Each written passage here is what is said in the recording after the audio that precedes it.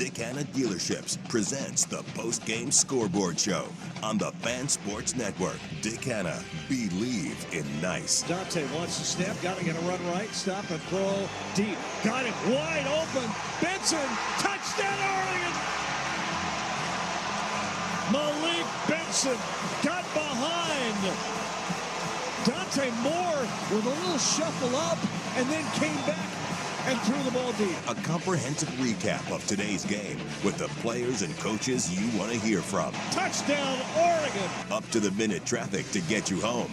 And our game day crew of Andy Johnson, Dusty Hara, and former Duck star Anthony Newman joining the show. Oregon Ducks football on the Fan is brought to you by Coors Light, Dick Hanna Dealerships, Philbrook Law, Zoom Care, Bellagio's Pizza, Langdon Farms Golf Club, Wilsonville Toyota, Mountaintop Metal Roofing, Victor Rico's Mexican Food, Legends Casino Hotel, Mott's PDX, and Laurelhurst Market Steakhouse and Butcher Shop. The Dick Hanna Dealerships Post-Game Scoreboard Show on 105.1, 1080, and the Odyssey app starts now.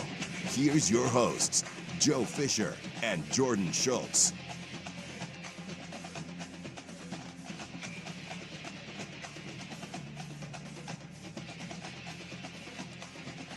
A vibe-shifting loss for the Oregon Ducks this season as Indiana, the Hoosiers, they come into Autzen, they come into Eugene, and they make a statement getting a 30-20 victory over the Oregon Ducks. Welcome into the Dick Hanna Dealers postgame show. I am Joe Fisher, joined by Jordan Schultz, and this game just, again, as I said, it's just a vibe shifter. How it played out from beginning to end, how Indiana looked, how Oregon looked. This definitely, it is just one game, and you don't want to overreact to one game's performance, but it definitely makes you start to question different things about this Oregon team and what to look at going forward this season. Indiana, give all the credit in the world to them. They had a great game plan today, create pressure, create uncomfortable situations for Dante Moore in this offense to where you can then take away other parts of the game, deep passes downfield outside of one long touchdown, the run game. Defense did what it could for so long, but I think that they were definitely pretty tired out there when your offense is not giving you much time off the field to work with, and you're out there as much as you were. Even after getting a pick six, great to tie the game up, but then that defense has got to go right back out there. And you saw Indiana respond with the game-winning drive and touchdown, 75-yard drive that ended with a touchdown to take that 27-20 lead, and then a couple turnovers late to seal it. But yeah, Oregon, it's a tough loss. Plenty of season left to go in this season. Plenty of games left to go in this season to rebound. But Oregon takes the L today, and again, it's a vibe shifter for sure, Jordan.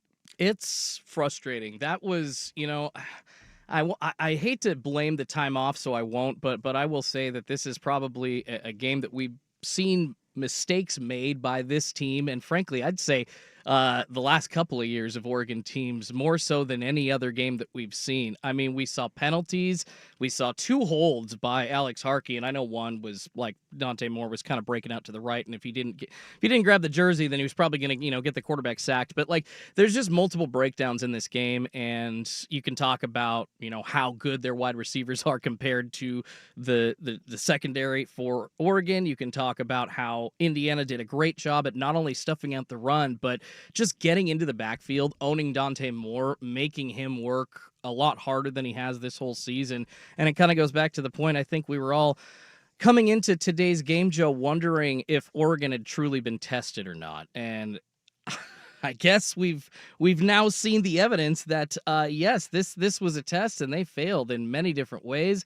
I mean, yeah, there's a couple of things you got to go to the doctor for, but really is it an effort thing? Is it just the fact that Indiana's more talented? I guess we're going to try to figure that out, because there were a couple of plays where I thought Oregon should have beat them, and then there were a couple of plays where Oregon just looked like they were getting their ass kicked. So it was frustrating. Yeah, I think that what was evident to me is, I don't know, I definitely don't think it's a talent disparity. I think it is how they use their talent. Indiana, I think they did a great job of getting push on the offensive line of Oregon. to be honest, this is a setback game for the Oregon offensive line. I think this is definitely where they lost this game, was at the line of scrimmage. They created a lot of pressure on Dante Moore in this offense. The running game for Oregon, 30 total carries, and I'm going to try and do some quick math on air, which is always a dangerous proposition. So taking away the Dante Moore yardage, and I believe they've already done this. I'm looking at Oregon's live stats here, and I believe they've accounted for it, but 30 carries for 81 yards. That is a evidently season low for this team. 267 total yards in this game, and some of those passing yards coming late at the end of the game because of them trying to get something going on offense to try and make this look a little bit better than the scoreboard indicated. But the rushing game was not there. That is an offensive line not being able to get push. Dante Moore, how many sacks total today? 6 total sacks for this India, one all year. Unbelievable. For the Oregon offense. And then today, 6 total sacks that Dante Moore takes. So as far as, again, the unit that it really has to look themselves in the mirror the rest of the season is this Oregon offensive line after this performance, because I feel that is where this game was lost for Oregon and won for Indiana. It was being able to generate pressure and make things uncomfortable for this Oregon offense. You have the most talent, I think, that you've ever had in either skill position rooms, wide receiver, running back, tight end. What did they do in the first half to key in on Kenyon Sadiq so much on Indiana's side? Because holy S, man, the Swiss Army knife for Oregon was not able to get involved. And actually, that was kind of the point in the game where the Ducks were able to run a little bit, Joe. If you notice the disparity from the first to the second half in rushing yards, Oregon was basically shut down. And obviously, playing from behind in the fourth quarter, you got to throw the ball. You can't really take the run. You can't take the time to run, excuse me. So it's just, it's kind of trying to piece together, like, where did this go wrong? Why couldn't Oregon get the ball to some of the guys that they've usually, it hasn't been more than, it has been a challenge, man. We've seen, okay, they'll stumble, maybe first drive, 3 and out or whatever, but it hasn't been more than a drive or two into the game before we see everybody get going. But that just didn't happen today. And definitely credit to not just the front 4 or the front 7, but just the whole defense for Indiana. I think that they showed a lot of talent, and man, they came out, you talk about 6 sacks, the first play they sacked Dante Moore. It was like, okay. Yeah, right away, you're kind of like, all right, not an ideal start here. It's like, okay, they've scripted this defense. They probably knew what Oregon was going to do on the other side, at least, for the first couple of downs. So, all right, whatever. But no, then they kept doing it, and that's kind of what I go back to with just the amount of time Dante Moore had to throw today. It wasn't a lot, and I think that's the one thing that they were able to do on Indiana's end defensively, was just keep him out of the pocket, keep him concerned, keep him scared, and actually, on top of that, we talk about them snuffing out the run. The way that they snuffed out the run, I noticed, Joe, was very different. They weren't trying to grab the running back like as he was getting to the line. They were going for the running back at the legs, attacking the knees in the backfield. And that was one of the big reasons why Jordan Davison, he had 59 yards, but we would expect more. Whittington couldn't get much going either. And frankly, I think that's a big reason why they couldn't establish the run at all. It was great planning. It sucks as a Duck fan, but this was a well-played game by Indiana. They outplayed Oregon in a lot of different facets today. Yeah, going over some of the stats here, Dante Moore, 21 of 34, 186 yards, 1 touchdown, and 2 interceptions. That came late in the game on back-to-back drives. That essentially sealed it. The first interception then followed by 3 points, field goal by Indiana and make it 30-20, and then the second interception to essentially just put the final nail in the coffin in this one. Fernando Mendoza, 20 for 31, 215 yards, 1 touchdown and 1 interception, and that was Oregon's only touchdown in the second half, was that interception. So Oregon's offense does not score any points outside of that long touchdown pass in the first quarter. And, tip of the cap to Fernando Mendoza. That was one of my questions as far as after a play like that, when someone throws a pick six, is how you can respond. And the Indiana offense responded right away by going right down the field 75 yards to take the lead 27-20. And at that point, I just did not have a lot of confidence that Oregon's offense was going to be able to generate a long enough drive, because quite frankly, they hadn't done it all day. Even their touchdown was outside of the red zone. Oregon didn't get into the red zone that much. And I think the one opportunity they did have in the red zone did not end in it ended in one field goal, and then the other one ended in a missed field goal. So, Yeah, I mean, bad. So it was just a very uninspiring offensive performance for the rushing attack for Oregon. Jordan Davison, 8 carries, 59 yards. Noah Winton, 5 for 27. Jaden Lamar, 3 for 17. The freshman De'Aaron Hill that everybody is clamoring to get more carries, 3 carries, -3 yards today. Jay Harris, 1 carry, 1 attempt for 1 yard. DeCorian Moore, he got a little jet sweep for 7 yards. And then Dante Moore, just taking a lot of sacks today.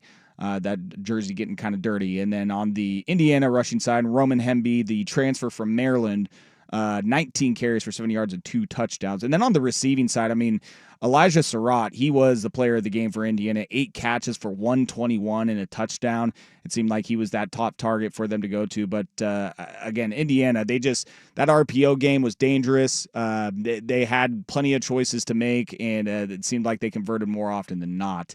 Looking also at their conversions, 3rd down, 5 of 14. Oregon, 3 of 14. It was just 326 yards to 267. It was just less mistakes, less negative plays for Indiana compared to Oregon as well. A lot of those 3rd downs were long. 3rd and 7. They were. 3rd and 8. Yes, and they were. You talk about establishing the run, Joe, and why Oregon's been so good this season. That's one of the reasons. A lot of the 3rd downs are short. And frankly, against Penn State, they were 3rd and 1, 3rd and 2. And you were able to go for it on 4th down. Obviously not the case today. Yeah. Well, the texts are coming in. You can text in 503-864-6326. We're also on YouTube on youtube.com/@1051thefan. You can share your thoughts, which they are already coming in. We are going to... they're hot. I mean, hey... Wins are great, but we definitely get more opinions and more people listening and sharing their thoughts on losses sometimes, that's for sure. So we will take a quick break, and we will go down to Anthony Newman here in a few moments to get his thoughts on the game. We will do that next year on the Dick Hanna Dealers postgame scoreboard show. But first, Jordan Schultz has a traffic and weather update. Appreciate you, Joe. Assuming it's going to be a slow, sad go out of the Autzen Stadium area from Eugene. Right now, seeing a little bit of action as you get from 105 on to I-5. A lot of that is looking red, adding an extra maybe 20 minutes or so to your drive up past the Coburg area. Do see some brake tapping in Albany as well, part of the Beaver game traffic letting out shortly, so beware. You're going to be seeing it there and possibly up through the Wilsonville area also. Right now, 59 in Portland. The Ducks postgame forecast calls for a low of 51 tomorrow. Rain, high of 54. Worried about market losses? If headlines are keeping you up at night, it's time to take control. Hi, I'm Jeff Jr. with Trajan.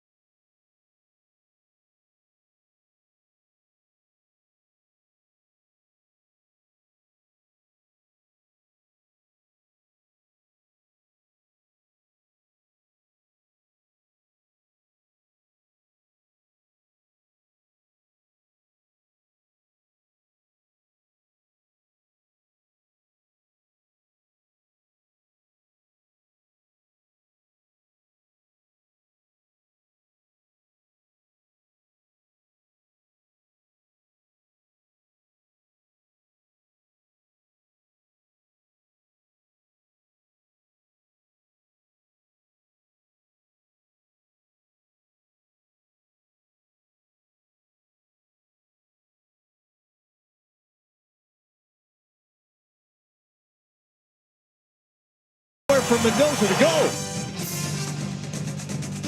Dick Hanna Dealerships presents the Postgame Scoreboard Show on the Fan Sports Network, 105.1, 1080, and the Odyssey app.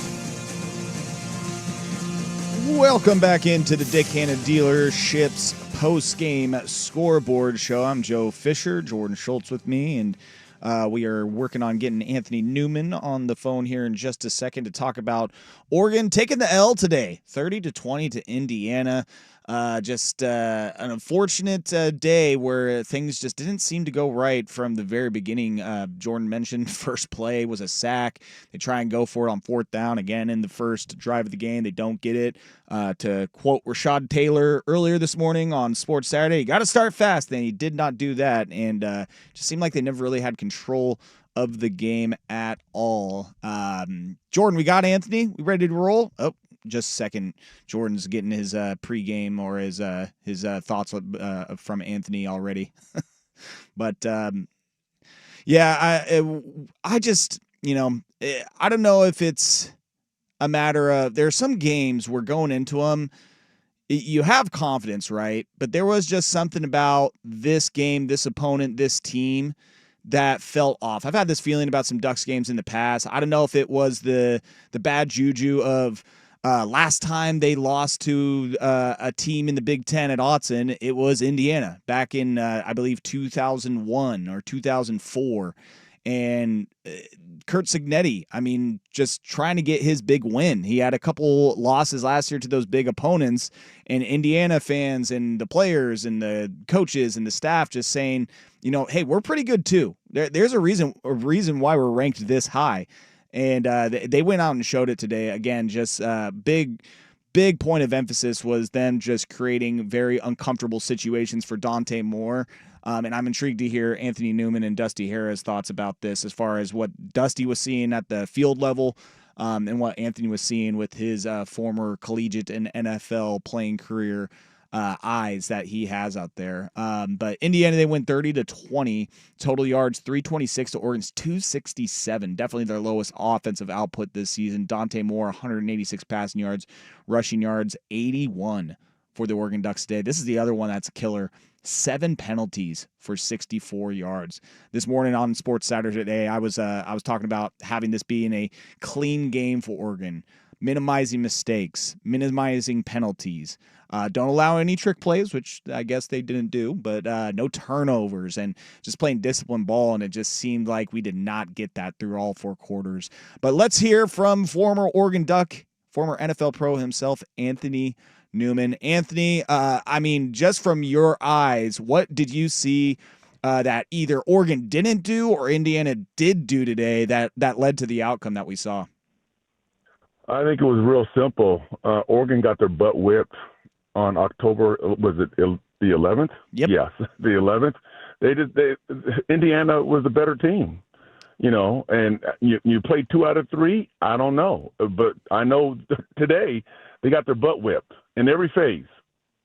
Offense, defense, special teams, you name it.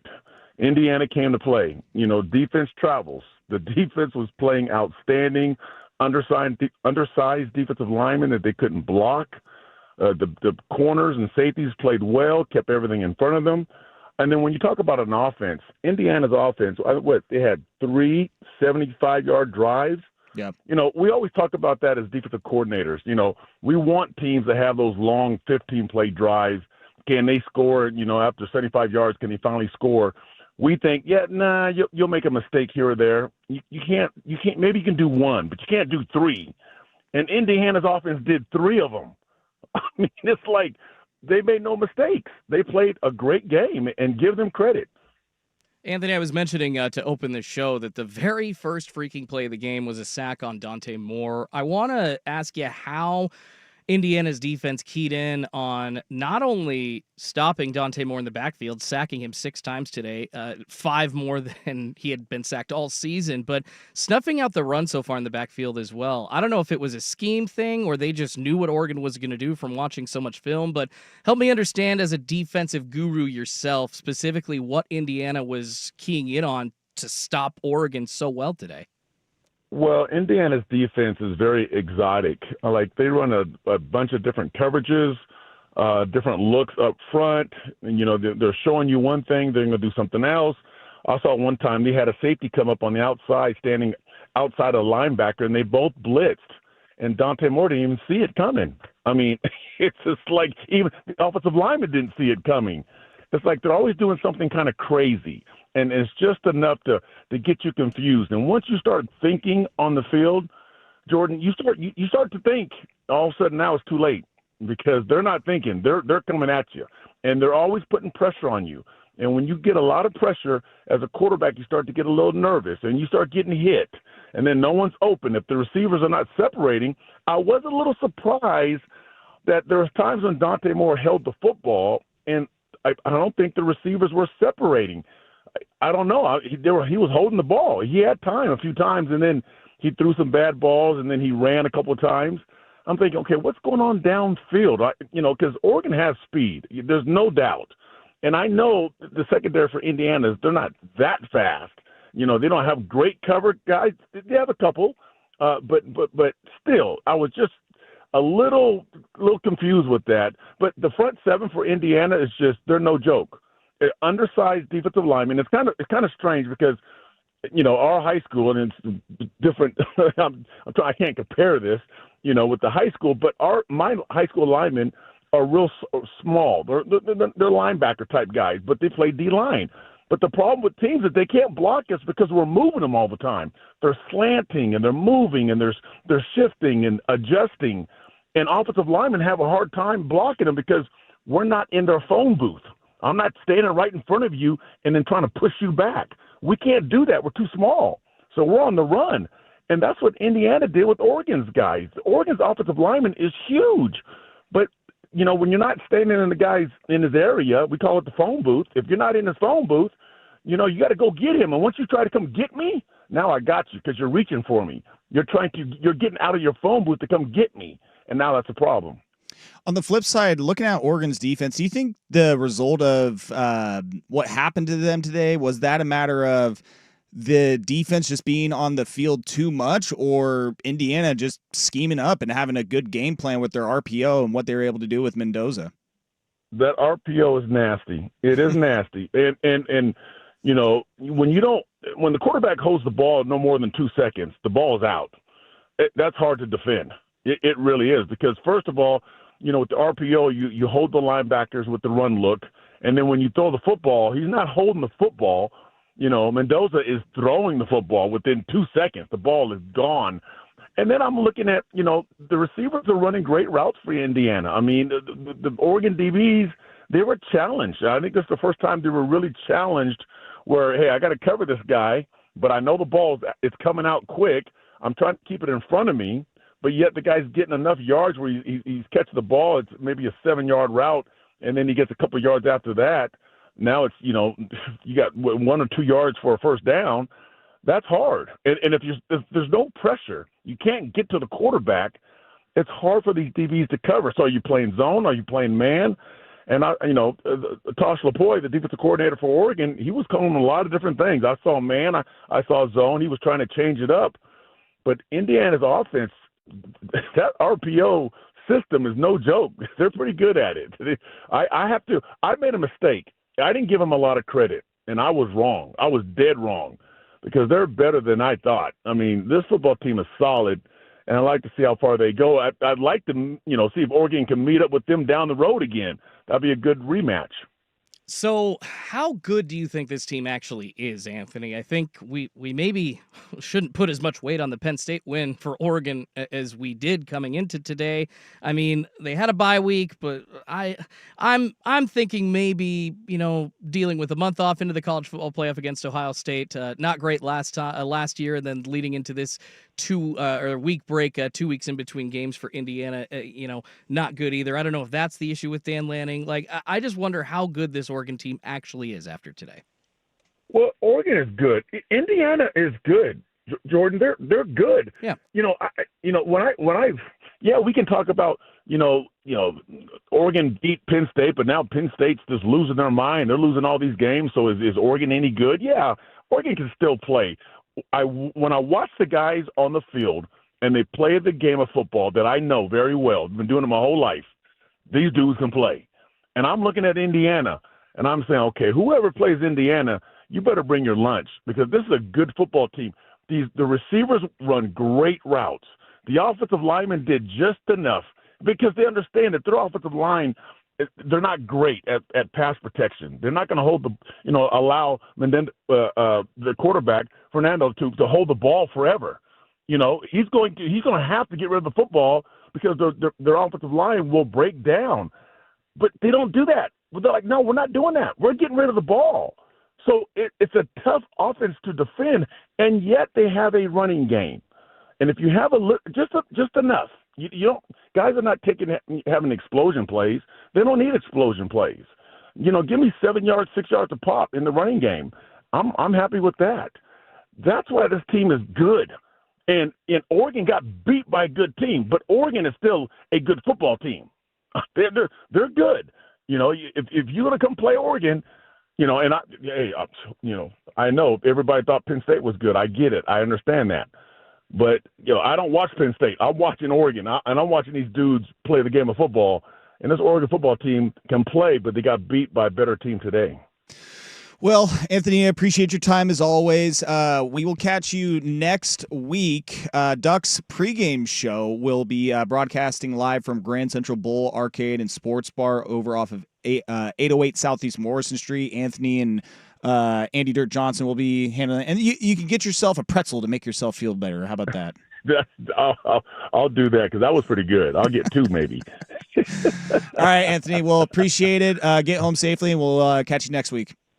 All right. Thanks, guys. I appreciate it. Thanks, Anthony. All right. Anthony Newman there, former Oregon Duck, NFL pro, giving his thoughts on the game today. We will take a quick break and effort to get Dusty Hara, sideline reporter, and, of course, fan brand manager here at the Fan Sports Network, to see what his thoughts were being on the sideline and seeing the game from the field level view, as he gets to see every week with the Oregon Ducks. We will do that next, but first, Jordan Schultz with a traffic and weather update.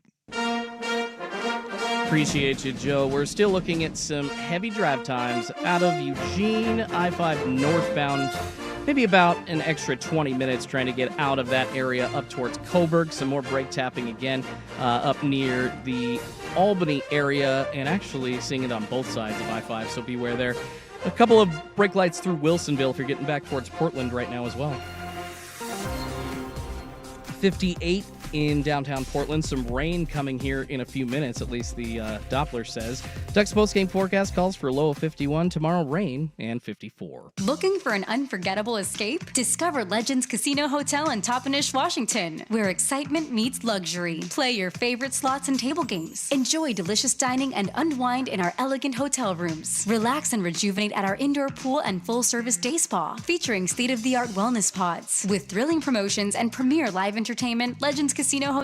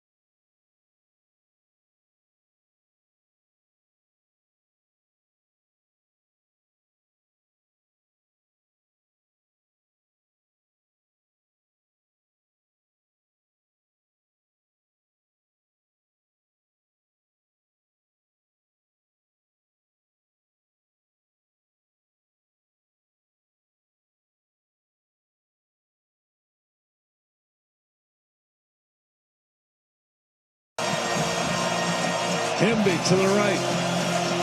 Mendoza shotgun, hand it off. Hemby goes in for the score. Touchdown, Indiana. They will regain the lead with an extra point kick coming up. Dick Hanna Dealerships presents the Postgame Scoreboard Show on the Fan Sports Network, 105.1, 1080, and the Odyssey app. Welcome back into the Dick Hanna Dealerships Postgame Scoreboard Show. I'm Joe Fisher, Jordan Schultz with me, and on the phone we got Dusty Hara, sideline reporter for the Oregon Ducks, as well as the fan brand manager here at the Fan Global Sports Network. Dusty, what did you see in this game from the field level that maybe some of us weren't able to see either at home watching the game or in the stadium that stood out to you that made the difference for Indiana getting this, I don't know if it was surprising, but I mean, just really had control of this game seemingly the entire time, 30-20 victory. Yeah, I mean, I don't know if there was anything that people couldn't see with their own two eyes because, I mean, it was Indiana winning at the line of scrimmage. Yeah. They won at the line of scrimmage, and I think anybody watching that game could see that, especially on the defensive side of the ball. They were everywhere, and they were dialed, man. They have a ton of team speed. Their linebackers played a dang near flawless football game. It seemed like 46 was just everywhere. I mean, he was all over the football field, and it was some exotic twists and stunts up front that really sent Oregon for a loop. And, you know, I don't think it was necessarily a scheme issue because you can say, hey, roll Dante Moore out, get him to the outside, but the times that they tried, somebody was right there. Somebody was in the face of Dante Moore at every turn. It was sometimes it's like defensive coordinators get into a zone, right? And there's some guessing as to where pressure is going to come from and how you're going to beat an offense. And it seemed like every time that there was a guess moment, they guessed right. And Indiana played their butts off, man, but it was relentless pressure on Dante Moore where he couldn't set his feet to throw downfield. They did a really good job of playing tight underneath. Defensively, Indiana, hats off to them. They only allowed one offensive touchdown, and to an Oregon offense that has been humming this season. So, Dusty, the feel of the game didn't seem to go very well for Oregon from the start. I had a theory, and I know that you're saying that, you know, they were just outmatched by Indiana, but, man, a month off, college football playoff against Ohio State last year, didn't go well. Week off, bye week for Oregon, didn't go well. Now, Indiana, you know, they got crapped on, you know, during the first round of the college football playoff, but I'm more focusing on Oregon here. Like, is there some sort of, like, time off problem with Oregon, or was it just the fact that Indiana is a better team? I mean, sure, you could say that. I mean, I think some people are saying that, but I think that Oregon's defense, they played well enough to win a football game. The critical penalties against Oregon really hurt them. You think of the defensive offsides that keeps that drive alive for Indiana, that kind of sealed the game for them. You think of the pass interference in the end zone, which, you know, that was pass interference in the end zone. There were some critical errors that kept drives alive, and they just couldn't get off of the field, which I don't think is a scheme thing. Offensively, they just got when the offensive line can't win, I don't care who your coordinator is. That's a tough mountain to climb. And so I don't think that it is, you know, the time off gave Indiana something to key on because Oregon couldn't handle the pressure. Like, and when I say that, not the pressure of the moment, the pressure literally put on them by Indiana. What they did wasn't really all that tricky in the back end of the defense where, I mean, they just capped the back end very similar to Ohio State, right? Where you park two safeties deep and you say, we're not going to get beat deep. Where that is effective is when you're winning up front. And that is where Indiana won. That's where Ohio State won in the Rose Bowl, is they won the line of scrimmage with their defensive line and their linebackers. And to me, you go, that's not a scheme thing. That's a hat on a hat, and you have to win. And it wasn't just one particular offensive lineman today. It wasn't one particular style that they were trying to play. It was they, as a unit, got beat. I mean, there was one play where Noah Whittington, who's been really good in pass protection, steps up into the hole and, gets dump trucked by a linebacker. Like, that was a guy – that was physics right there. That was a 230-pound linebacker running full steam ahead, and there's nothing Noah Whittington could do at that point, right? It was just a whole gap that he needed to step up into, and Indiana won that battle. There were several of those over the course of the game with several players that I don't know. I don't think it was a scheme issue today. Because everything Oregon kind of tried, it got stymied by Indiana, and it was at the line of scrimmage. Well, and this leads me to my next question: is that just with how the first half went against Penn State, and how this game kind of played out, and you can totally tell me if I'm wrong, but is this offense for Oregon coming off as a little bit more conservative, and then when they were trying to hit those maybe bigger plays, they just weren't available to them, or just they put themselves in long third down positions where they then couldn't fulfill those plays where they are trying to convert them because of their offense being more screen oriented and jet sweeps and running the ball up the middle. I mean, like, again, just from what I'm seeing is it feels like this offense is playing it safe sometimes. And then at the times where it's like, hey, we kind of need to get it going here and look downfield and push the ball downfield a little bit, it just isn't available because of either defense or the offense isn't used to that. I mean, again, call me crazy, but what do you think it is? Yeah, I mean, there is an element of that because I think it's in the nature of Will Stein's offense to be predicated on balance, right? That's one thing that Oregon's been lauded for all season long is the balance between the run and the pass. And what opens up your shots downfield are an effective running game. I mean, but I think that can be said for any offense with the exception of the air raid offense, that it's predicated on the run game. But Mike Leach famously would say all the time, like, well, we run the ball, but it's just that defenses don't give us the opportunity to run the ball. Like, every play has the option to run the ball in our offense, but they just don't give us that. And I do believe that if you shut down a run game for a majority of offenses in the country, you're going to have great success.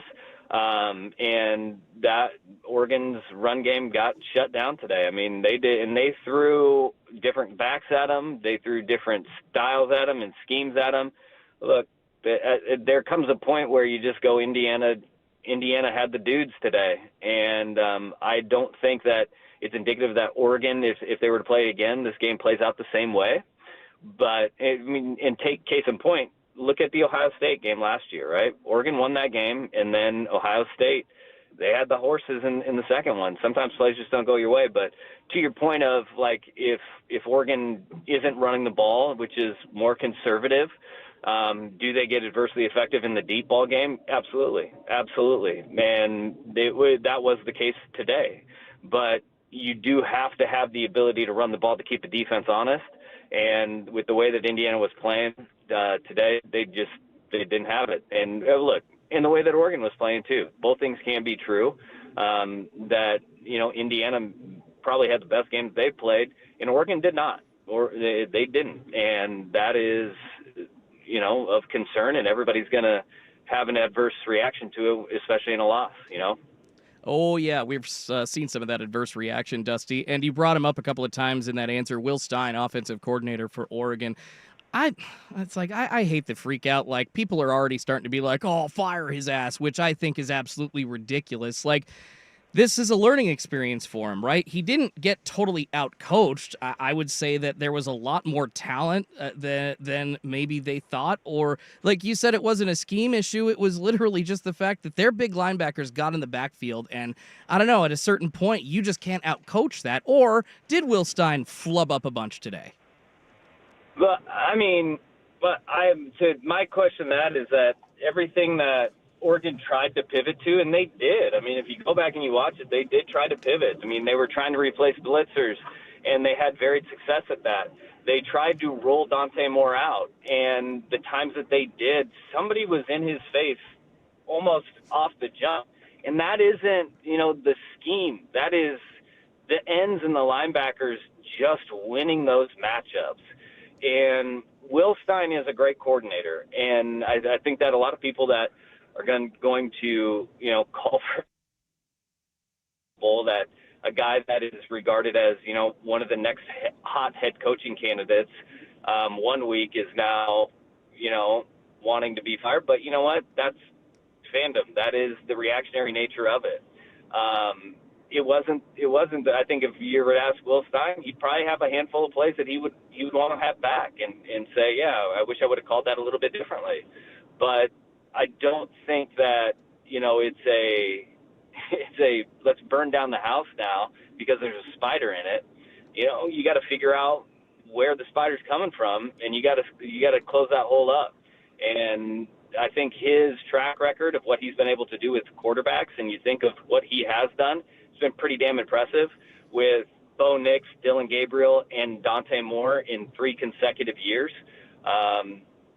Oregon, and Coach Lanning said it today, I mean, all their goals are still ahead of them, right? But this one stings, and fans aren't used to losing, especially in the regular season. Think of the streak that just ended, 18 straight home games and 23 consecutive regular season games.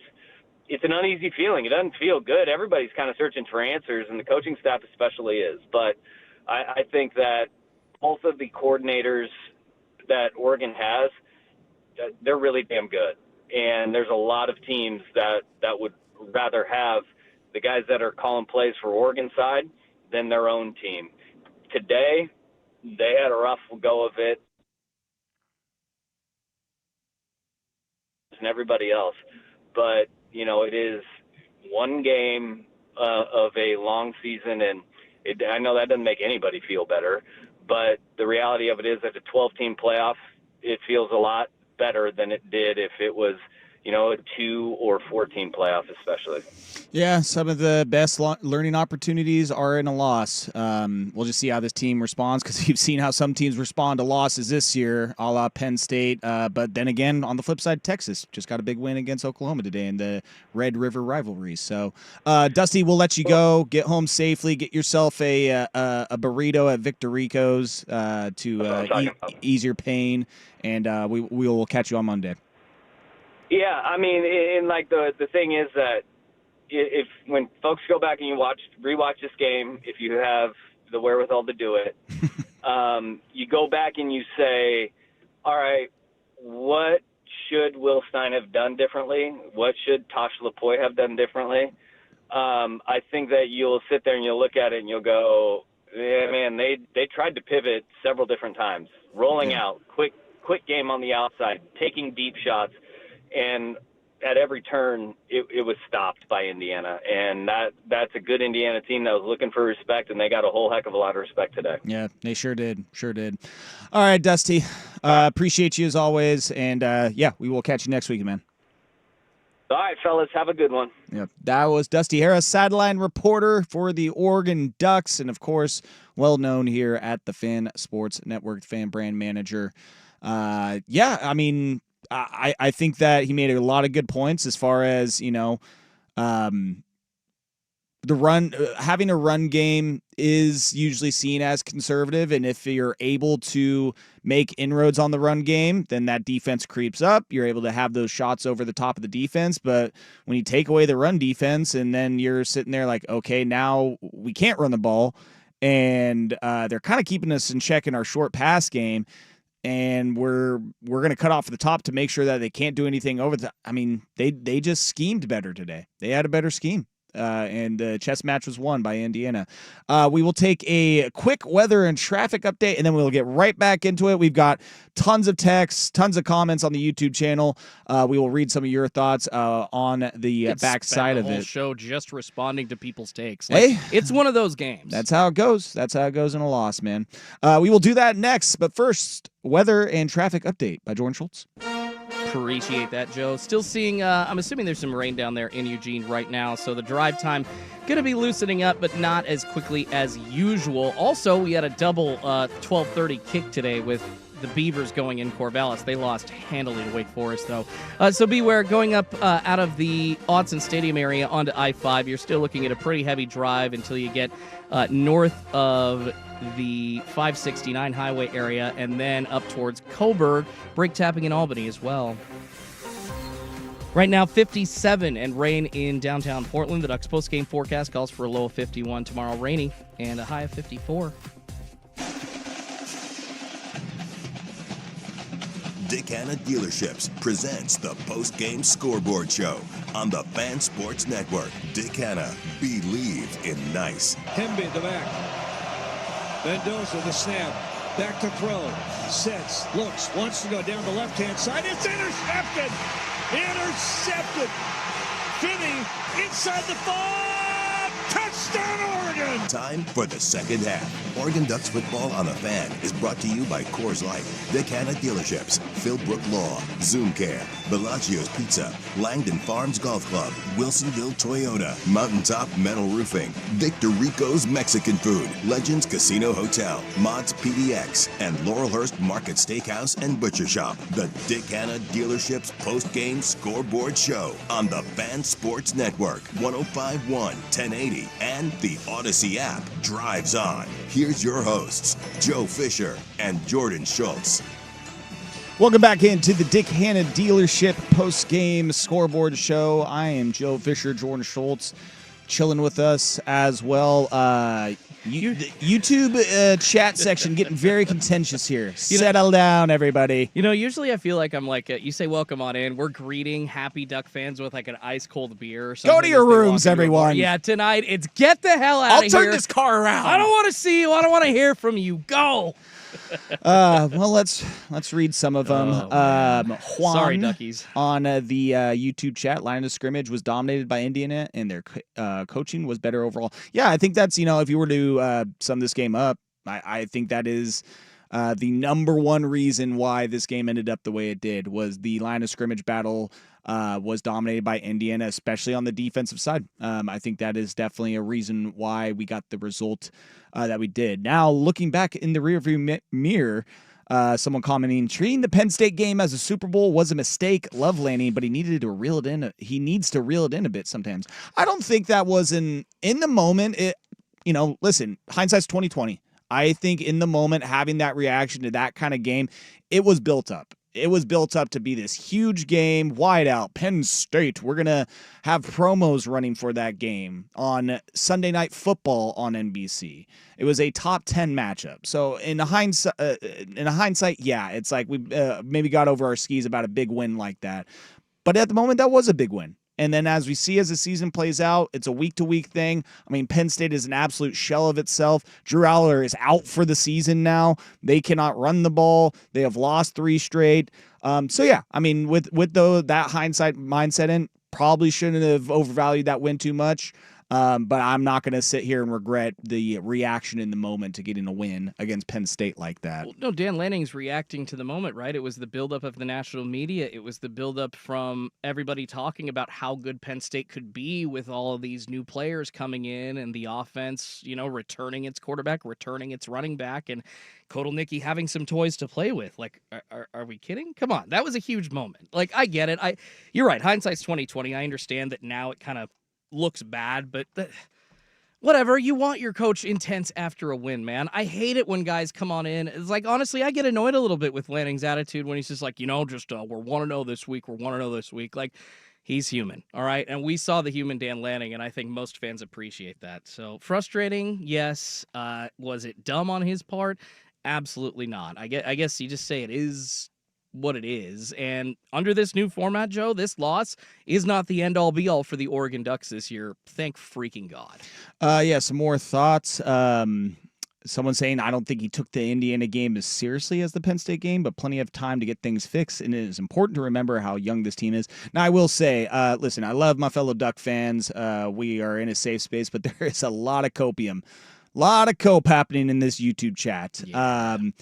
Today's game exposed the youth of the Ducks. IU schemed really well and executed to match. Maybe the youth, like in the defensive backfield. Like, yeah, the cornerbacks are kind of young, other than like Dylan Thieneman, right? Yeah. But we've got experienced players everywhere. And just some more thoughts. Some people texting in like, this is a game that helps the young players develop. Like, let's take a step back.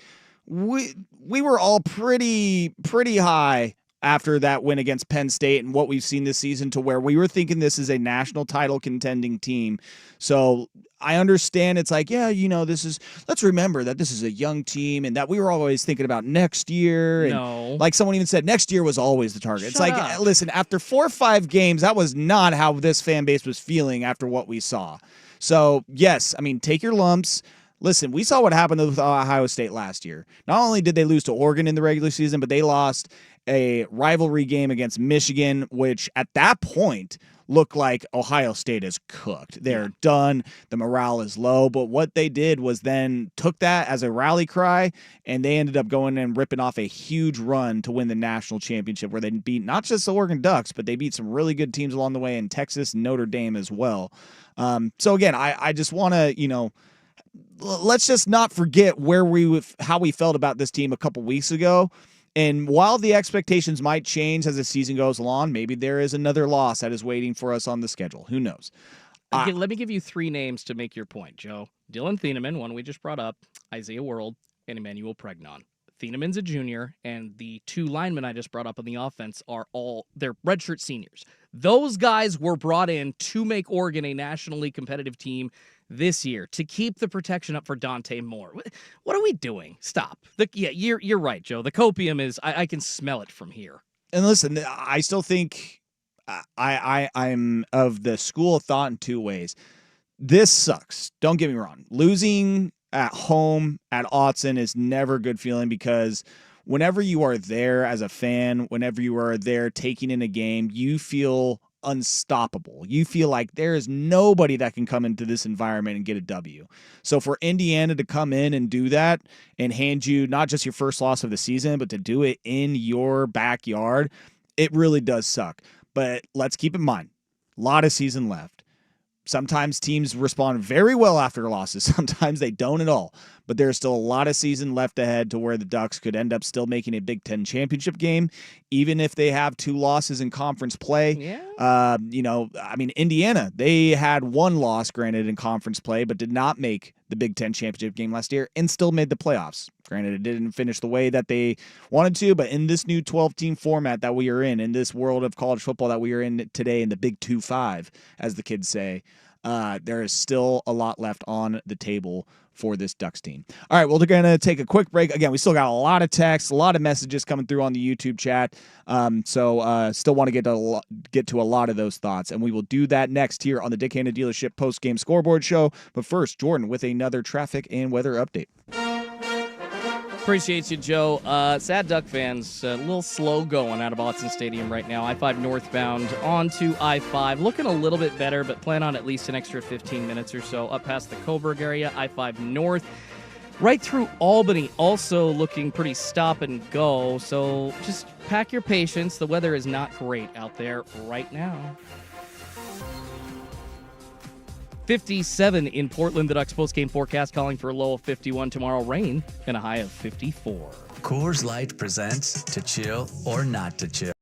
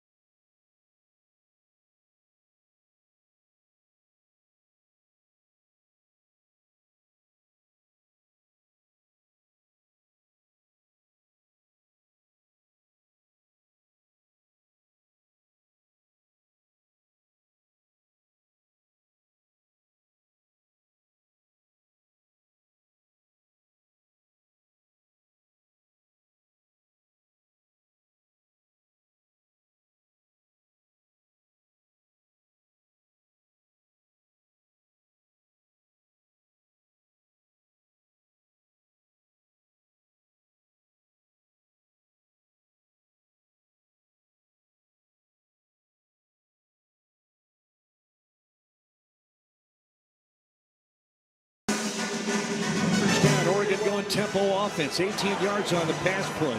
Dante, the throw again. Blitz comes, he throws. Got him open, catch made. DeCorian Moore, 30. Outside and goes out of bounds. Finally hit about the 24-yard line. They picked up the blitz.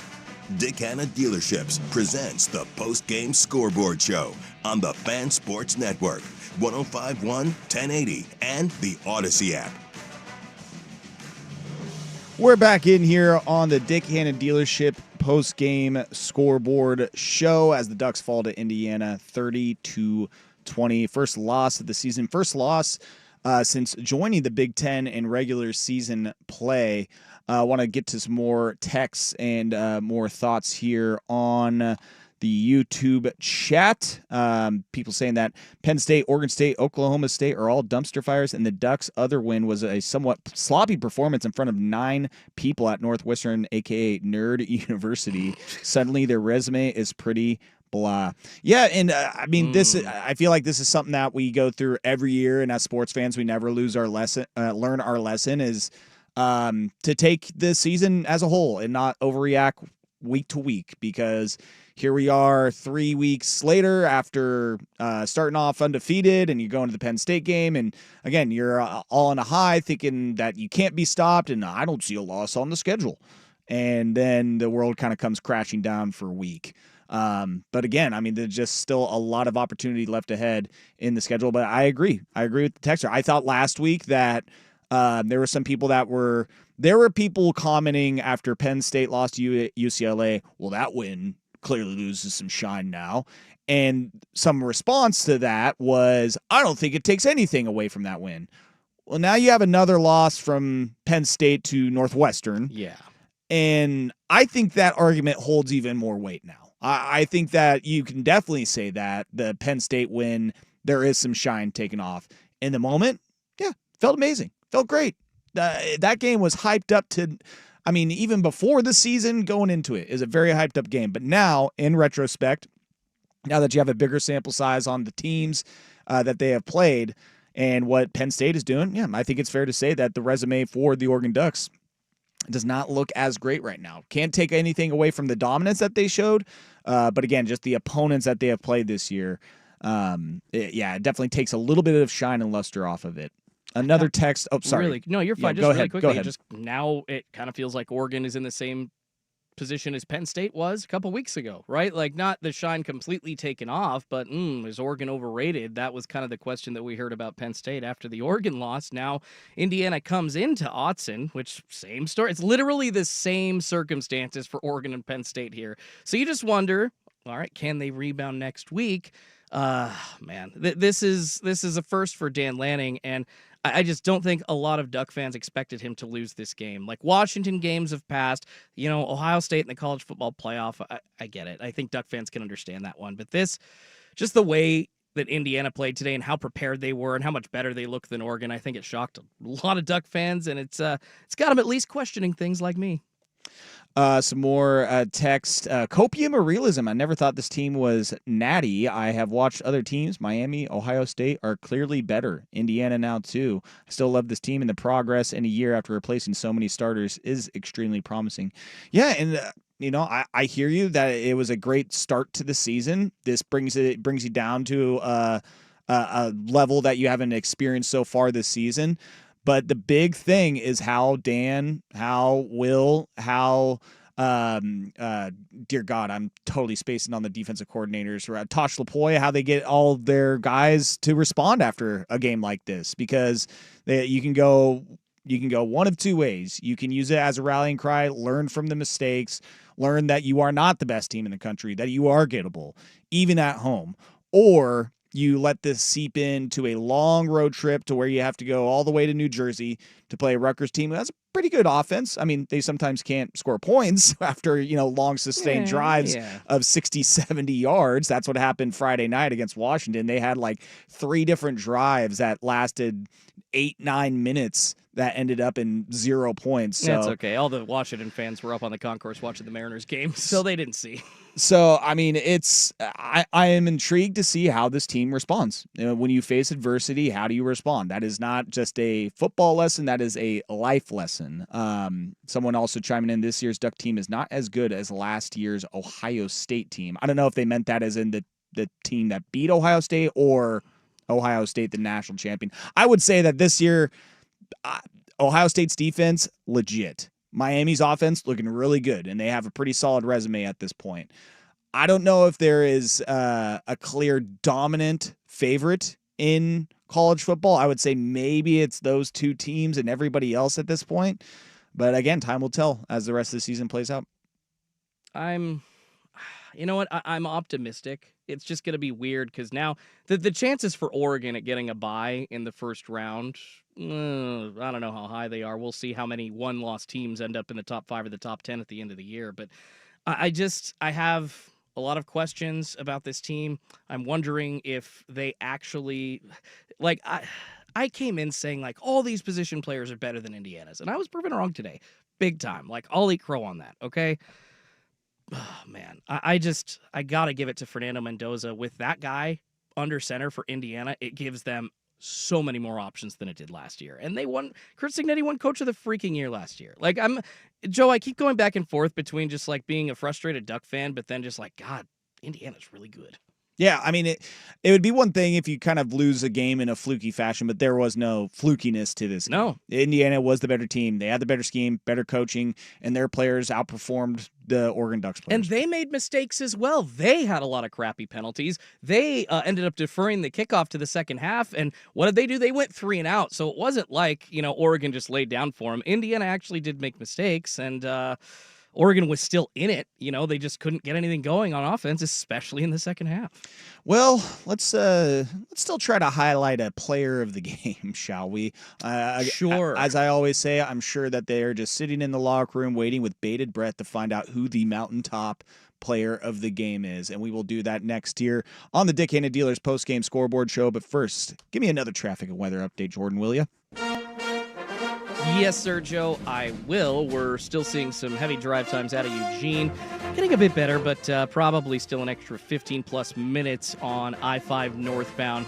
The highway right out of the Autzen Stadium area, though, actually looks like it's clearing up. So thankfully, the surface streets are getting easier to get out to the highway. But brake lights there, and once you get up through Albany as well.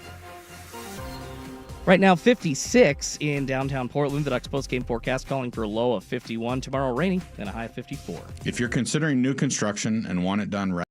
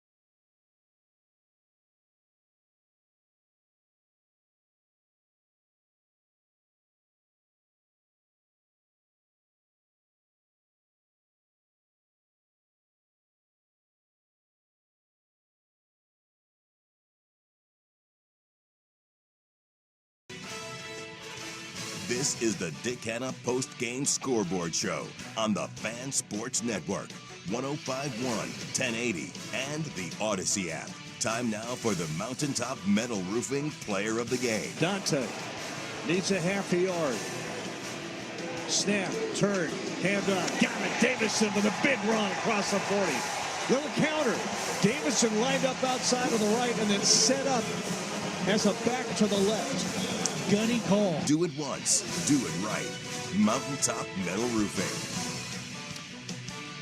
Mountaintop Metal Roofing Player of the Game goes to Jordan Davison. I thought he had some really good runs today, including a big 26-yarder. Finished with 8 carries for 59 yards. I just thought he showed an element of his game, speed, hitting holes hard. We've mostly just seen him in those short yardage goal line situations, but he was able to bust off some runs today that kind of made you perk up a little bit. Didn't see much De'Aaron Hill.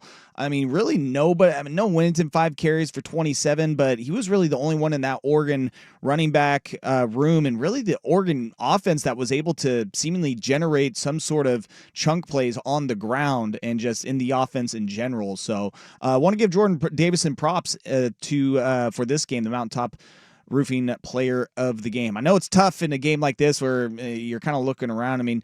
You could probably give some kudos to Brandon Finney, a couple pass breakups, an interception for a touchdown as well that brought the Ducks back in this game to tie it at 20. Maybe there was a pass interference call that was not called. I'm gonna. Well, they made up for it. The referees. Well, yeah. I'm gonna maybe not share my opinions on that because it would go against the actual play call. Brandon Finney, he had a great game, but again, just what we saw, Jordan Davison kind of expanding his overall play from being more than just the bruiser. I thought I saw some good speed and some good things out of him. But Jordan, just real quickly, this I feel like poses a question about the running back room.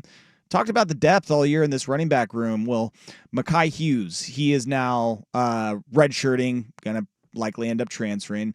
De'Aaron Hill, after what we've seen this year, takes a backseat now. Only 3 carries for -3 yards.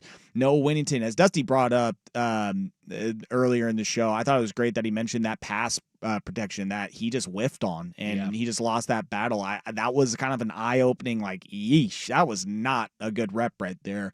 And he has maybe not shown that explosiveness since the first couple games of the year. Obviously, he's had the injury that kept him out for Northwestern and Oregon State, I believe those 2 games. And then Jaden Lamar, he was kind of getting those first-team reps with Noah Winnington out. 3 carries for 17 yards. So Jordan Davison was the leading back today. And yes, they have that depth. But I am just curious to see how this running back room continues to play out the rest of the year, because every week it seems like someone's stepping up, someone different. So who wants to take the mantle to be the lead back? Maybe that is not the focus for this offense, but today it was Jordan Davison. Frankly, Indiana made the running back room. They limited who could be the guy today. Well, they made it look not as deep as we thought it was, right? Like all these guys like Jaden Lamar, De'Aaron Hill. And again, I think it just goes to the offensive line play. Yeah. These guys just did not have a lot of room to operate. Absolutely. You can see when you're top rusher, this just never happens for Oregon. You have a lot of guys going 30, 40, 50 yards, but it was Davison at 8 carries and 59. And then the total number of carries, taking away Dante Moore's sacks and carries, were 21. The fact that Oregon only ran the ball 21 times, Joe, I think tells you the whole story of the game. They were never in front. They were never comfortable.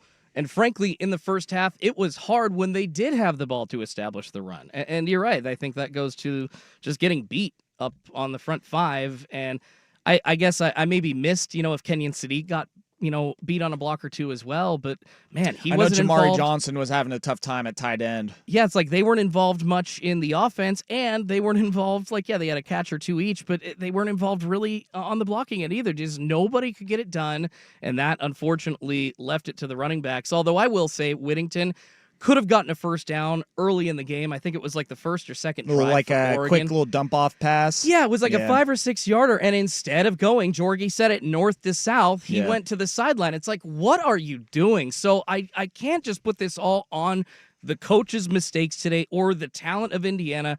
Oregon, we talked a little bit about the penalties, but they made a lot of mistakes, and thankfully that wasn't won by Jordan Davison. That's why he's got today's player of the game. But Whittington, man, just I don't know. I don't know at home what you guys are doing, man. 2 offensive holdings.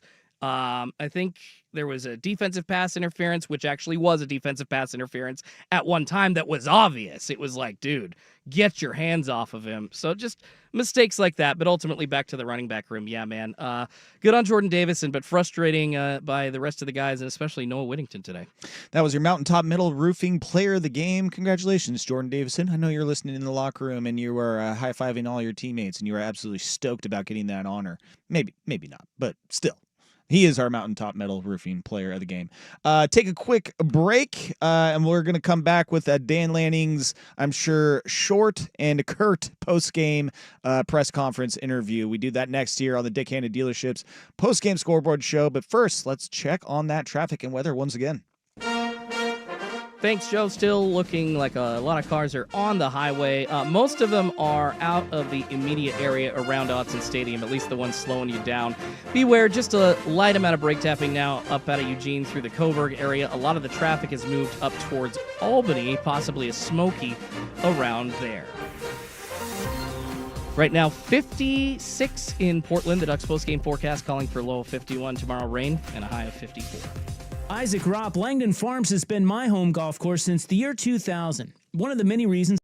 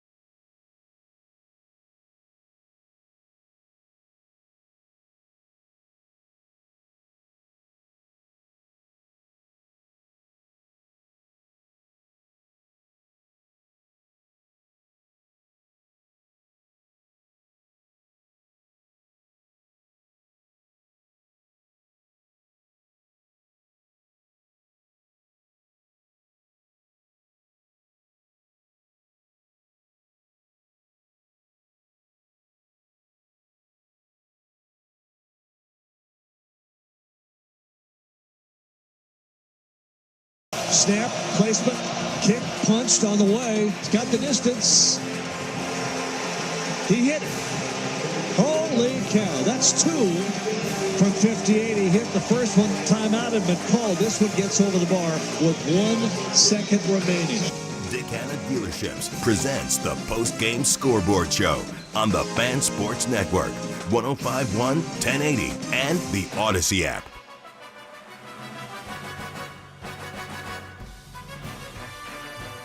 Welcome back into the Dick Hanna Dealerships post-game scoreboard show. We got some audio. Dan Lanning talking about the loss to Indiana 30-20. Here is his post-game presser. Yeah, Dan here with Coach Lanning and Coach today on the wrong side of one, and the goal is all still in front of you guys still. Yeah, absolutely. It's a disappointing result. We didn't play our best, and they played really well. So a lot of credit to Indiana for what they did today, but we'll learn from this moment and opportunity to attack.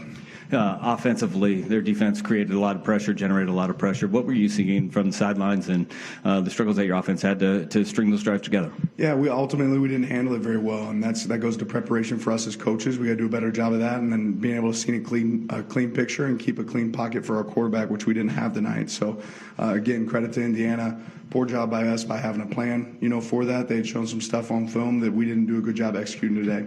Defensively, your guys were playing assignment football for a large swath of that game. It was a defensive battle between the two sides. What did you see that went well and on the other side wrong for you guys? Well, ultimately, just didn't make plays when it mattered most. Right? We had a couple big plays in the game, but you got to get stops in those critical moments. They were able to run the ball there at the end of the game and really kind of close it out for us. We got to do a better job in those opportunities. You guys got a long trip coming up right after this one, heading back across the country, a couple time zones. What's the message to the team to when you guys go to the doctor and you head back out to practice?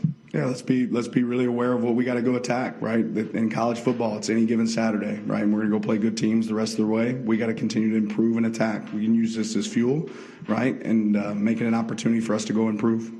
The penalties were one thing that has been clean for most of the year for you guys, and it reared its head today. What were you seeing from that side for you guys? Yeah, I mean, ultimately our crowd created a great advantage for us on one side, but when we were shooting ourselves in the foot, it didn't create an advantage for us because we didn't end up, doing a good job of eliminating those. So great. Again, kudos to them. We have to execute better, have to be cleaner, and we weren't today. That was Dan Lanning talking with Dusty Hara. Apologies, thought it was him in the post-game press conference. But, yeah, Dusty was able to grab him for a couple minutes there. Sorry, Dusty. He was a lot lower. Everybody was unhappy, so it just didn't sound quite like Dusty. I was like, oh, never mind. No, it's all good. All good. But, yeah, I mean, they... Downtrodden. Yeah, and, again, it's just, there are a lot of things to clean up. And I am curious if this is, was there a lack of juice? Was there something like what? I felt like offensively there was a lack of juice and urgency, and I feel like I've seen that a couple times this year. I don't want to make a mountain out of a molehill, but I know that some people texted in as well, and it's like, now with a loss, because the energy has seemingly been up from Dan. I don't think the motivation from Coach Lanning, he can find any little thing that's bulletin board material. It's just, are you going to be able to now rebound from this and not let your message go stale throughout the season?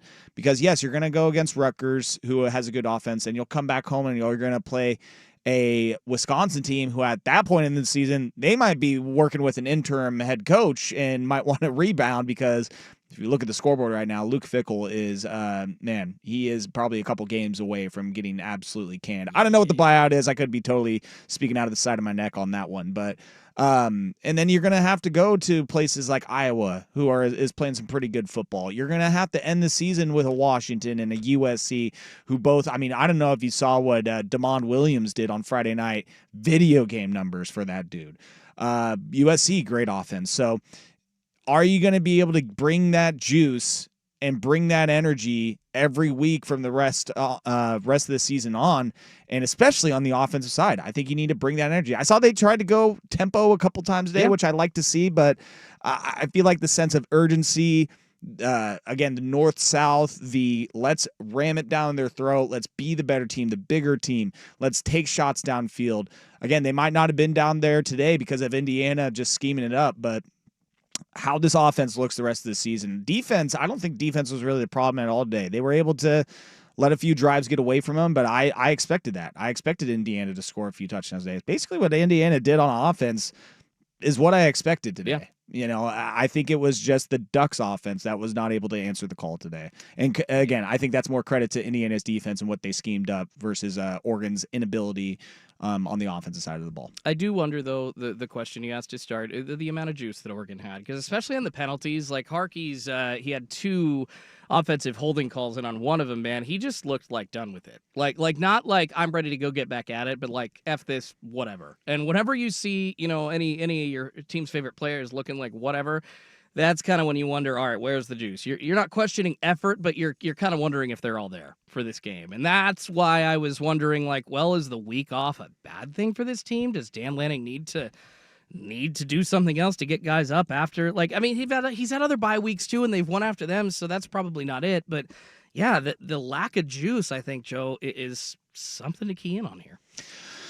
Well, again, that is on the offensive side something to definitely put a pin in the rest of the years to see how the offense looks and plays out the rest of the year. Dusty made a great point in his interview, though, is that we have seen some great seasons out of Bo Nix, Dylan Gabriel running things behind quarterback and some of the big plays that they're able to generate. So hopefully you see growth from Dante Moore in this offense and some of the younger pieces I will not take away what the YouTube chat is saying. This is a young team. That is something that coming into this year, a lot of new pieces. But I still think that you can't have it both ways in a loss like this, where going 5-0, you're like, man, I think this is a national championship. Yeah. And then after you have a tough loss like this, you're like, oh, well, they're still young and growing. We'll see what happens. It's like, well, pick one. Yeah, I think that both can be true in a way, that this can be a loss that teaches a lot of the players, like, okay, we cannot have this happen again.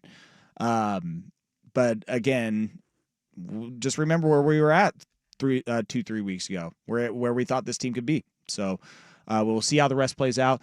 Speaking of what teams can be, let's see what teams were this week. We have some games that have gone final. We have some games that are currently in progress right now. I got Georgia Auburn on the TV right now, and right before halftime, Auburn is shutting out Georgia 10-0. Take a look at some other scores around college football. We'll do that next here on the Dick Handed Dealership Postgame Scoreboard Show. But first, traffic and weather yet again. Appreciate you, Joe. Actually getting a lot better out of Eugene up to Albany. Still beware, maybe about an extra 10 minutes or so on I-5 northbound, getting up past Jefferson, a possible smoky around there. But looks pretty loosened up out of Eugene, passing Coburg. Right now, you've got 56 in Portland. The Ducks post-game forecast calls for a low of 51. Tomorrow, rain and a high of 54. This is the story of the one. As a maintenance supervisor at a manufacturing facility,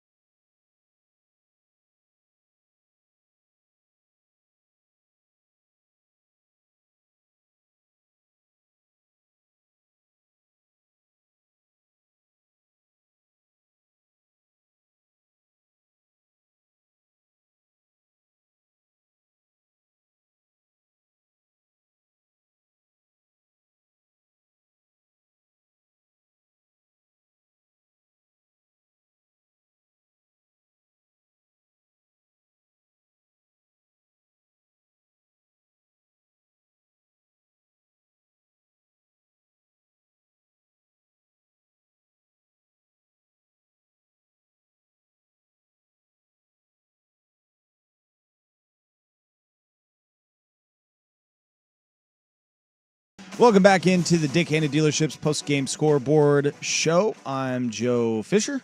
Jordan Schultz right over there. Hi there. Sad Duck fan. Yes, very sad. Quack. Very sad quack. That was good. A very sad quack for everyone out there. Let's see if it was a sad day for anybody, or maybe a jubilant day for anybody out there in the college football world. Let's run through some top 25 games here real quickly because there is a lot. We're just going to run through these and give you some scores and some finals. Ohio State was able to dominate Illinois 34-16, another impressive defensive showing.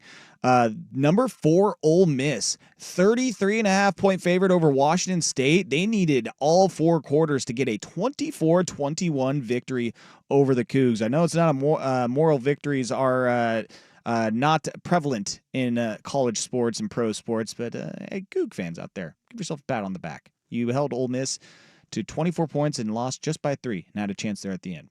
The other big game of the week as far as rivalry matchups go, Red River rivalry. Yeah.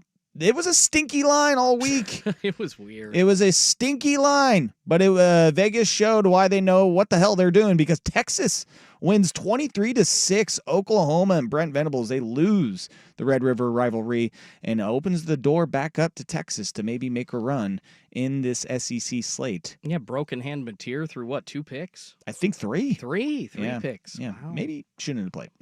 Probably not. Alabama, they're able to skate by Mizzou. They are now 5-1. Missouri gets their first loss and are 5-1 as well, but Alabama right now in the driver's seat in the SEC at 3-0. Tennessee, they let Arkansas get the backdoor cover.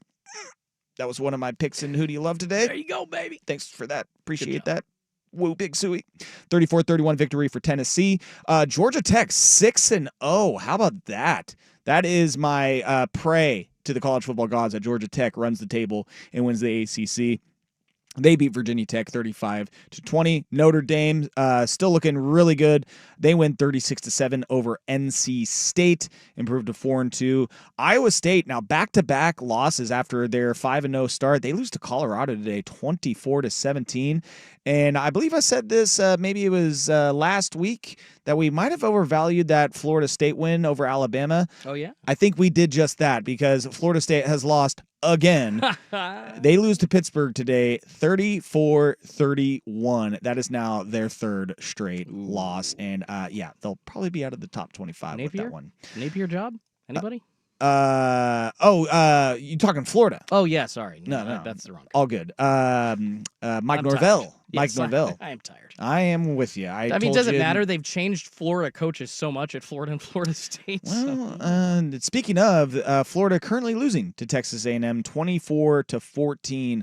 High-powered first quarter. Both teams putting up 14 points to make it a 14-14 game in the first quarter, but halfway through the third, Texas A&M has the 10-point lead. Texas Tech right now up 21-17 on Kansas. Texas Tech was up 18-0 after the first quarter, and now they only have a 4-point lead at halftime over Kansas. Keep an eye on that one. But the one you really need to keep an eye on, Auburn right now, 10-0 over Georgia. Georgia is in the red zone with 27 seconds left in the first half. I have this game on the TV here in the studio, so I'll let you know if Georgia is able to punch it in. Another game in the Big Ten between 2 teams that are very prevalent, Michigan and USC, number 15 Michigan. Right now, USC leads 14-7 over Michigan. 12.5 left to go in the third quarter there. USC with the ball at about the 50-yard line.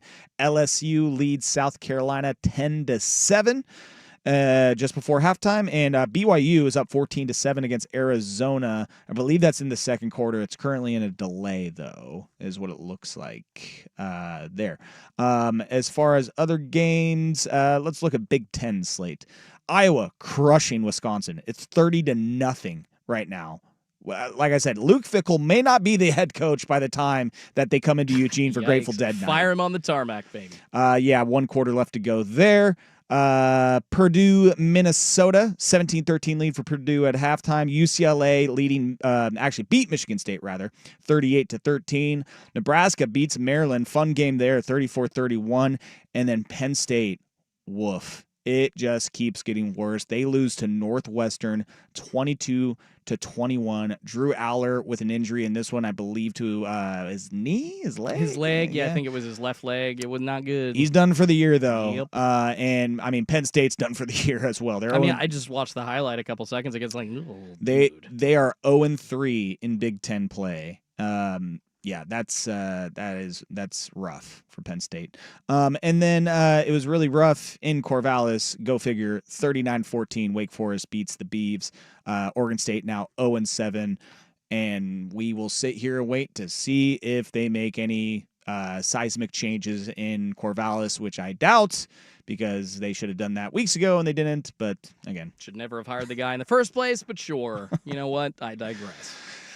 All right, I think that hits all the big ones. We did top 25, we did Big Ten, we did Beavs. Yeah, I think that's good. That's your college football slate as it stands right now. Georgia kicking a field goal. They get held up against Auburn. So right now, unranked Auburn, leading 10-3 over Georgia with just a few seconds left to go in the first half.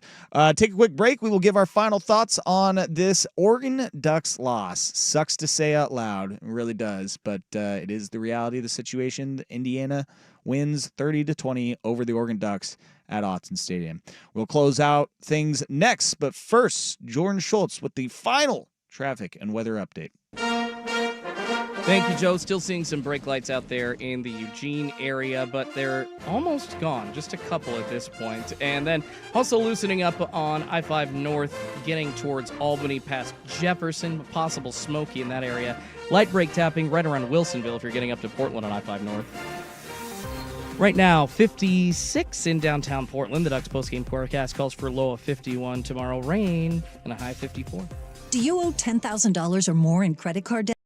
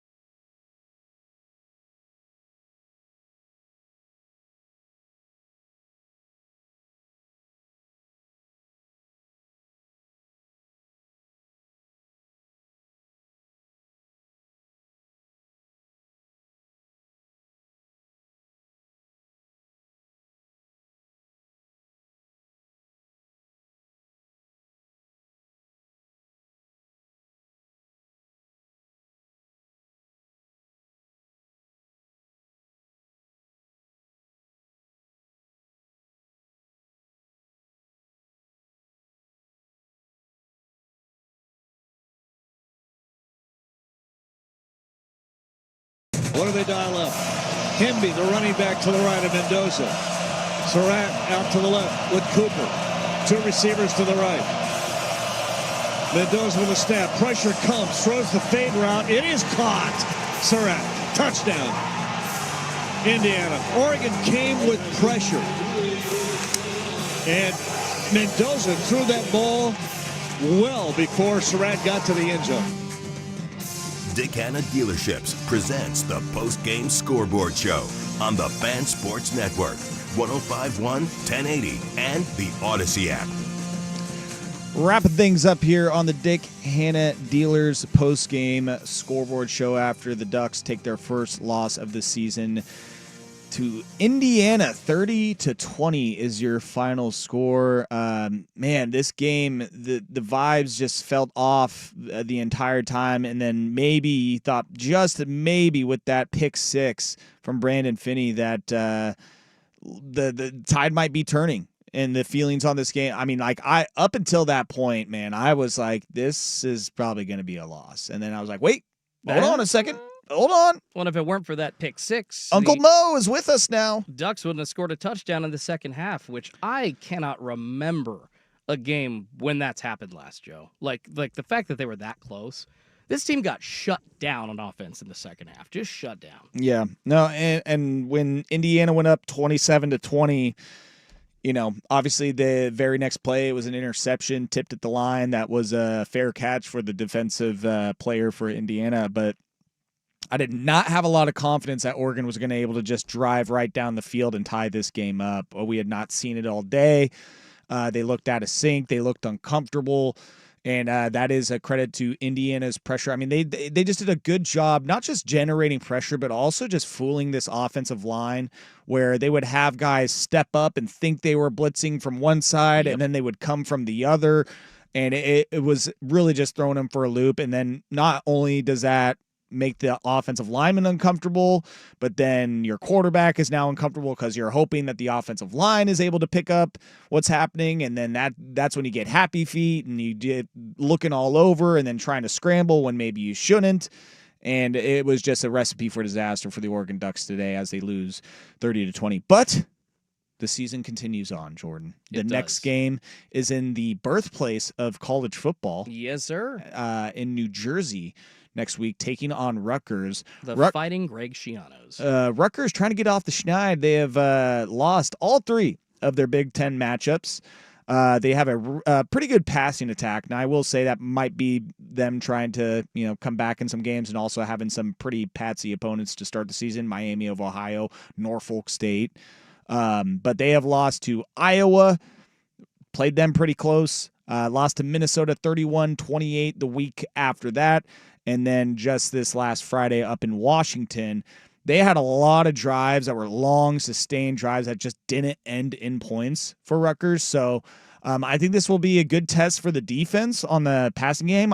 I think that Ducks passing secondary, the passing defense did get, I'm not going to use the word exposed, but they just definitely had some moments today. They gave up a 100-yard receiver. They gave up some pass interference. It was after a season where they have given up minimal passing touchdowns, minimal passing success to their opponents, seeing what happened today, it's time for them to respond on that side of the ball against a Rutgers offense that likes to air it out. So they should win, right? I mean, they should. They should win. It'd be a good test for their young cornerbacks, right? And I'm sure Rutgers is kind of like, damn it, now we got to get Oregon off of a loss. And but they are traveling way across the country for this one next weekend in New Jersey. 3:30 kickoff. That will be right here on the Fan. You can also catch it on the Big Ten Network, but don't do that. Don't watch the game. I'm kind of surprised. Listen to the game. Here, damn it. I'm kind of surprised it didn't get like a nooner, like 9 a.m. kind of slot like Oregon at Northwestern did. Like it's a game that not many people are going to be watching. Like the fact that it's on in the afternoon kind of shocks me. So, yeah, I mean, been a lot of 12:30 games, but this one kicking off at 3:30. So to kind of give you the rundown of the day, next Saturday, 9 to 11, you will get myself, Rashad, and Jordan, of course, on the Sports Saturday, 9 to 11, and then we will kick it over to Andy Deer Johnson and Anthony Newman. Again, they will be over at Grand Central Bowl Arcade and Sports Bar. So if you want to come hang out, that is also the official watch party home of the University of Oregon Alumni Association. So if you want to watch it with your fellow Ducks, whether you graduated there or not, you are welcome. But it's a great spot. They got bowling, games, great food, great drinks, and you can go hang out with Anthony and Andy Dirt Johnson during the pregame show, and then they will kick it to Jerry and Jorgie at 1:30, and they will take you up until kickoff at 3:30. Both great right hangs, here. by the way. What was that? Both great hangs, Andy and Anthony Newman. They're fun. Individually, terrible. But them together, oh yeah, great group. I don't know, man. I've sat and watched a lot of football with Anthony. He's fun, and so's Dirt. So yeah, I don't know what you're talking about. No. It will be a hopefully a great bounce back win for the Ducks this next weekend, taking on the Rutgers Scarlet Knights. Let me see what the early line is really quickly. Oh, yeah. Oregon, Rutgers. I'm intrigued if that's out yet. Yeah, if that's sometimes early. I'm sure lines Vegas Insider has it. But, let's see. Can I guess? I want to take a little stab at this. If it is out. I do have a Vegas Insider early line. Why don't you take a little stab? I'm going to go 17.5. No, down, lower. Wow. Let's go 11.5. Lower. No way. I'm dead serious. 8.5? 7.5. Wow. There's a couple of lines. DraftKings has it at 8.5 right now. ESPN Bet has it at 8.5. And FanDuel, MGM have it at 7.5. Wow. Well, it's going to get bet up. I have a feeling it's going to get bet up. But my God, if that's not an indication of how Vegas and the books are feeling about this Oregon Ducks team after this game, I don't know what is. But hopefully the Ducks bounce back next week against Rutgers. I appreciate everybody that tuned in to the post-game scoreboard show. Appreciate the interaction on the text line and the YouTube chat. Jordan, appreciate you as always. Appreciate you, Joe. Love you all out there. Go Duckies. Yes, go Ducks. And we will catch you next week right here on the Dick Hanna Dealerships Oregon Post-Game Scoreboard Show. Peace.